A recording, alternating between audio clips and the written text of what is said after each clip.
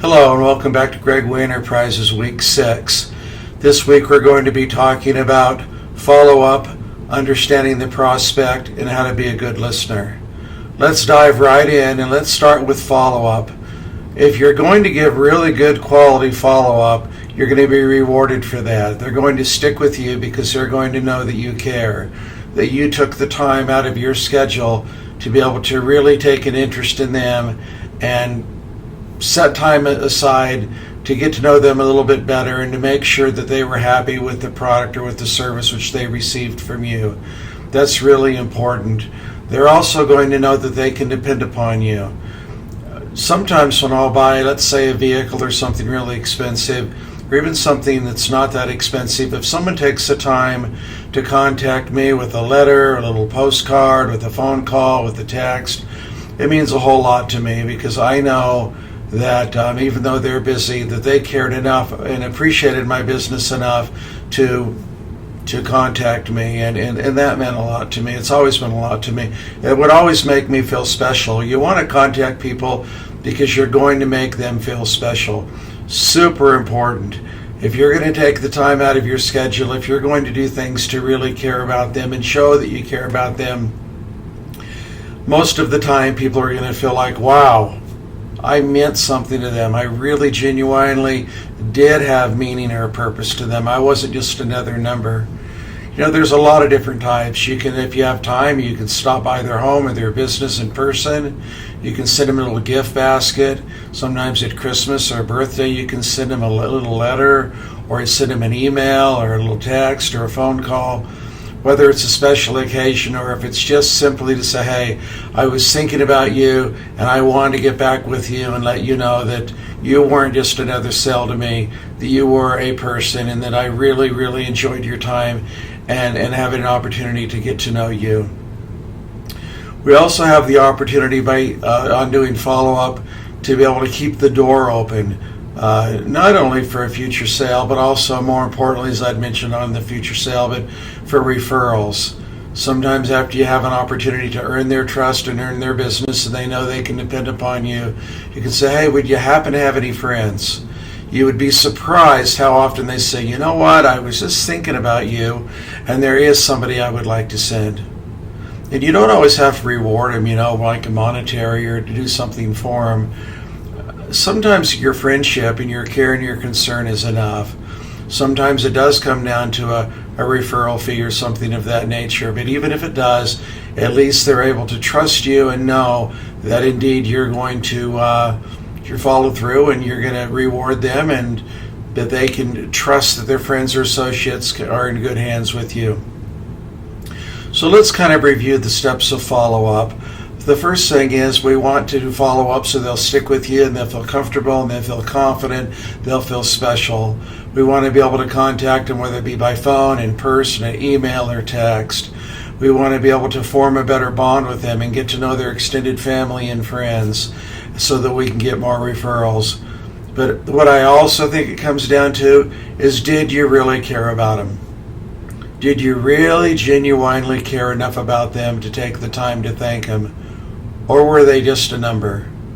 I can tell you that if you'll develop the skill or the habit or the mindset and open up your heart and your mind to genuinely care about these people, that they're going to feel it. In every video thus far, I've always said it's a transference of feeling. Love them, be kind to them, open your heart up to them, take the time to follow up with them. Even if it only takes a minute, even if you say, I just have a second, but you're on my mind and I was thinking about you. Be genuine with them. Let's go on to number 2, understanding the prospect. One of the things I like to do, and I've been in the business long enough to where I have gained some knowledge on different types of people and different types of businesses and the things they're involved in, to where it's given me an edge. But I always say, make sure to research your prospect. Research everything you could possibly, conceivably even think about knowing about them. If it's someone that you barely met, go right into that mode. Get to know who they are, who their wife is, who their kids are, where they come from, what their education is, where they live, what they like to do, what their hobbies are, what they don't enjoy. positive experiences they've had with past salespeople, negative experiences, the things that push their buttons. Try to do it very, very quickly, and if it's a one-time and you just they're all of a sudden they're upon you and you haven't had a chance to really research them. But if you're going into a business meeting or a situation where you have time, take the time to study them and research them and think about it and think it through. And if not, be on your game and be able to ask questions so that you can pull information out of them so you really genuinely know who you're dealing with. And double check what their needs are. When they talk to you and you're listening and you're internalizing exactly what they're saying, really think about what their needs are so that you can reiterate that and you can take it back to them and say, now if I'm understanding you correctly, this fits your budget best. Or if I'm understanding you correctly, this is the timeline that you're dealing with. Or if I understand you correctly, you've gone through this in the past and you don't want to go through that again. Or if I'm understanding you correctly, this is what would make you happy and what would please you.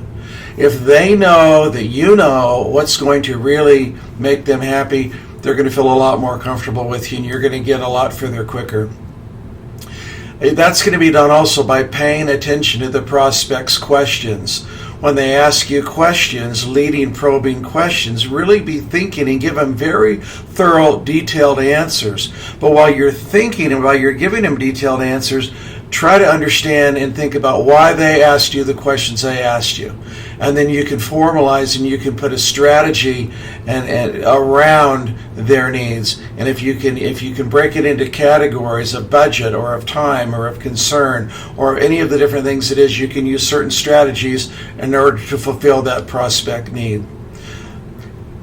All of us have a need, and if the quicker that the salesperson that we're dealing with can identify what our need is and really stay focused on that need, the quicker that we can cut to the chase and make the sale and make them happy.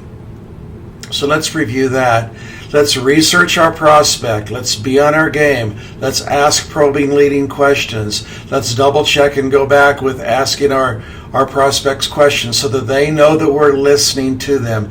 Let's identify those needs and let's work a sales strategy around what those needs are.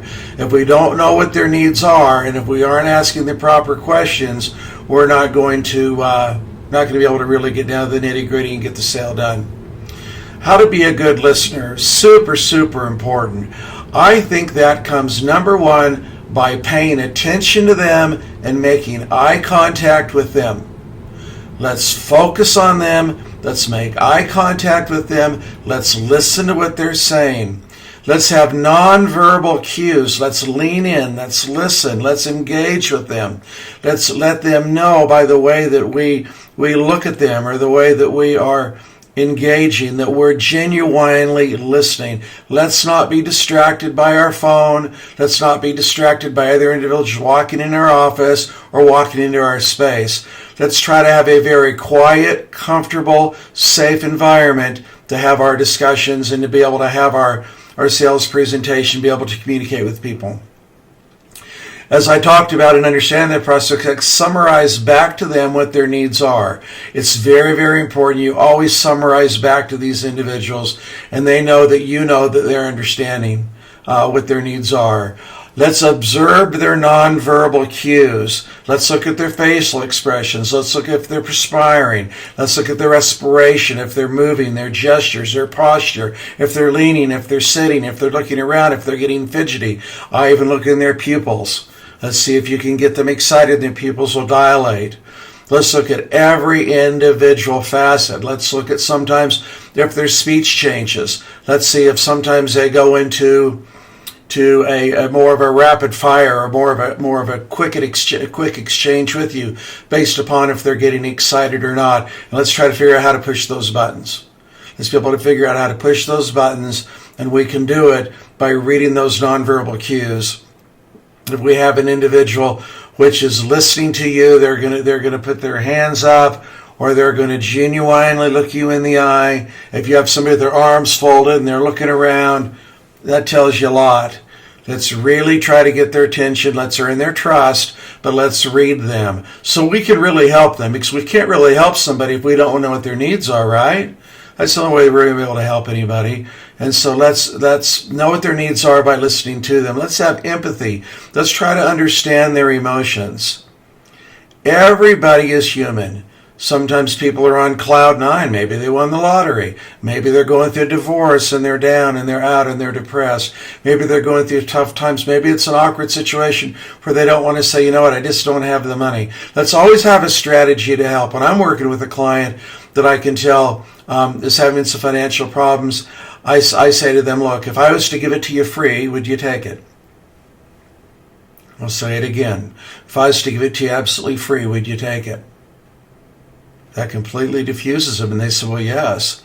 I'm going to say, well, I kind of sense that maybe money's a little bit of an issue.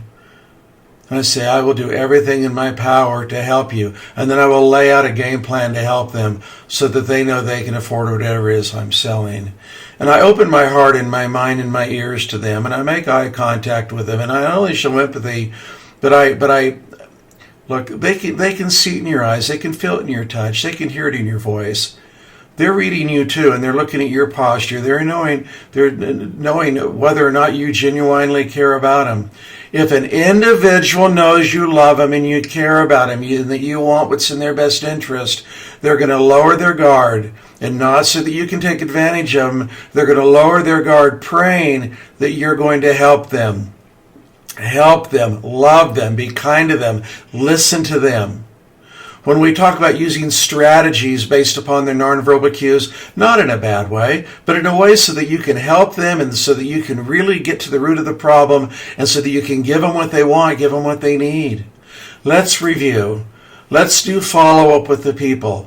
Let's have a genuine concern with the people. Let's do it in person, or let's do it by text, or let's do it by email. But let's do it. Let's take the time to do it. Let's take the time to let them know that we care. Let's form that bond. Let's get more referrals. Let's understand our prospect by identifying what their needs are, by asking probing questions, and by using strategies that will best meet their needs. And lastly, let's make sure that we're a good listener. Let's really take the time to listen. Let's put ourselves in a quiet, safe environment. Let's turn off the phones. Let's turn off our computers. Let's get rid of all the distractions. And let's genuinely take the time to listen to them and talk to them so that they know that you understand it. Then let's put together a formula. I can promise you that if you'll go back over these videos and if you will study these videos, if you will take notes as we go through these 25 weeks, that your sales skills will be greatly enhanced. We're going to be continuing on next week with week 7. I want you to know that every Monday by 5 o'clock Mountain Standard Time, a new video will be posted.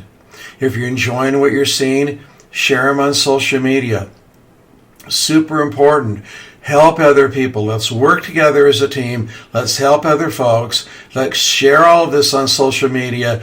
Let's try to help one another be the best that we can be. But more importantly, let's help the people that come to you that have a need.